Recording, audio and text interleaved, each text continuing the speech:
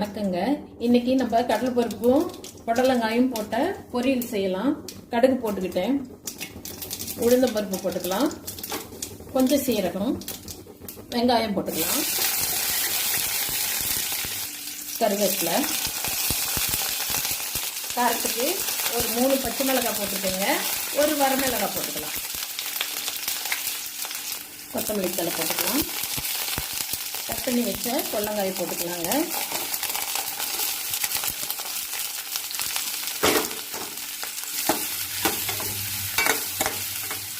காய்க்கு தேவையான உப்பு போட்டுக்கலாம், கொஞ்சம் மஞ்சள்தூள் போட்டுக்கலாம். போட்டு கடலைப்பருப்பு பாதி அளவுக்கு வேக வச்சுருக்கேங்க.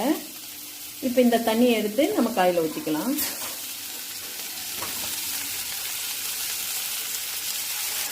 காய் வெந்துடுச்சுங்க. இப்போ நம்ம பருப்பு கொட்டிக்குவோம். தேங்காய் போட்டு இறக்கி